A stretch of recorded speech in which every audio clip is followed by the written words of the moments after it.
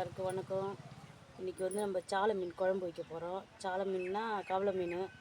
அதுக்கு என்னென்ன பொருள்னு பார்த்துடலாம் வாங்க.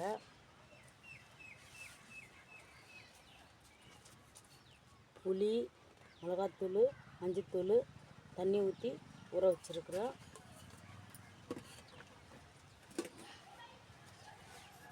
வெங்காயம்,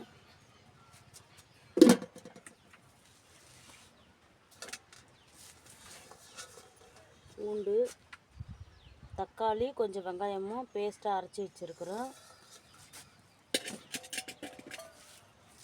அதுக்கப்புறம் கொஞ்சம் வெந்தயம், கடுகு, எண்ணெய். இப்போ நம்ம தாளிக்கலாம். எண்ணெய் காஞ்சிட்ருக்குது. எண்ணெய் காஞ்சதும் கடுகு போட்டுக்கலாம்.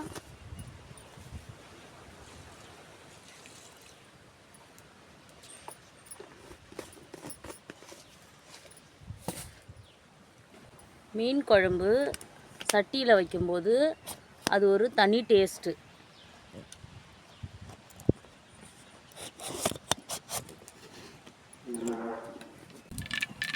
கடுகு போட்டாச்சு. கொஞ்சம் வெந்தயம் போட்டுக்கலாம். அது கூடவே ஒரு கொத்து கருவேப்பிலை போட்டுக்கலாம்.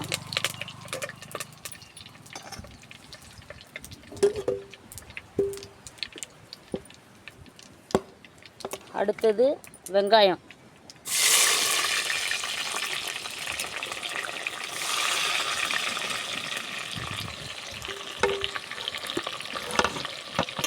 பூண்டும் போட்டுக்கலாம். வெங்காயம், பூண்டு, வெந்தயம், எண்ணெய், கருவேப்பிலை. இப்போ இது ரொம்ப நல்லா வதக்கி விட்டுக்கலாம். பாருங்கள், இந்த அளவுக்கு வெங்காயம் வதங்கிடுச்சு. வெங்காயம் பூண்டு வதங்கிடுச்சு. இப்போ வந்து தக்காளி சேர்த்துக்கலாம். தக்காளி, ஒரு வெங்காயம் பேஸ்ட்டாக அரைச்சி வச்சுருக்கிறோம். அதையும் நம்ம இது உள்ள சேர்த்துக்கலாம்.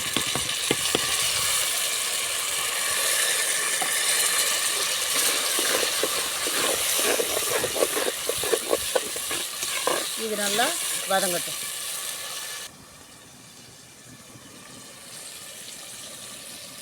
இப்போ நாம் இதுக்கு தேவையான உப்பு போட்டுக்கலாம். கல்லுப்பு,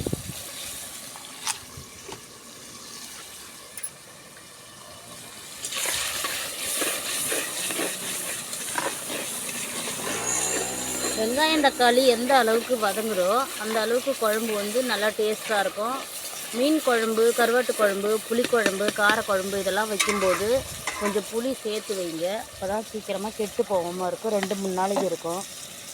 பக்கத்தில் சாதம் வெந்துன்னு இருக்குது. அதை அப்படியே பார்த்து, ரேஷன் அரிசி தாங்க, கடை அரிசிலாம் இல்லை. அதை அப்படியே பார்த்து வேகலை ஒன்றும் வேகட்டும். வடிச்சுக்கலாம்.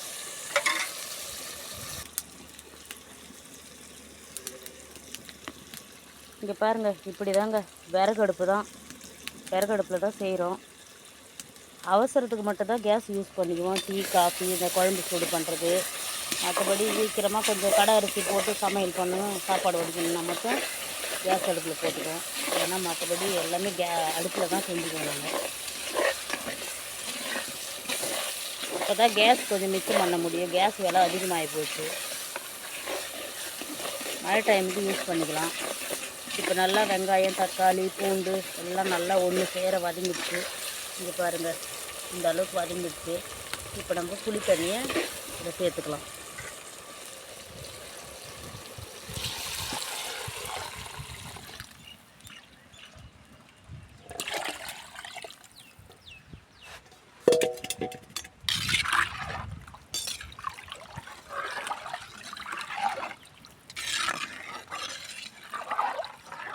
இவ்வளோதான்.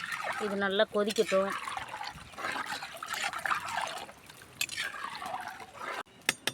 மீன் போட்டு மீன் கொஞ்ச நேரம் கொதித்ததும் இறக்கி கடலாம். அதுக்குள்ளே இங்கே பாருங்கள், மீன் 1/2 கிலோ மீன் தான் வாங்கி நல்லா க்ளீன் பண்ணி வச்சுருக்குறோம். இதுதான் இன்றைக்கி குழம்பு.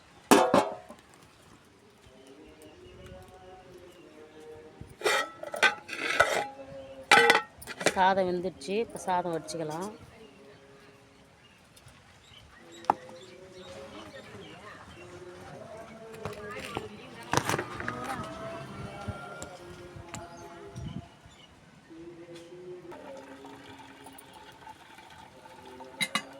பாருங்கள் குழம்பு எப்படி கொதிக்கிட்டு பாருங்கள்.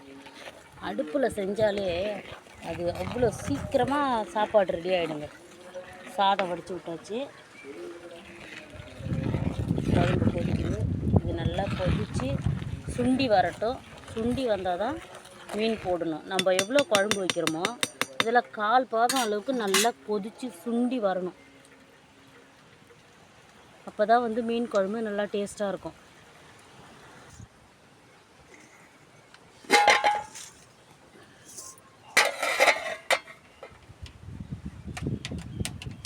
குழம்பு நல்லா கொதிச்சிடுச்சு. இப்போ நம்ம இது கூட மீன் போட்டுக்கலாம்.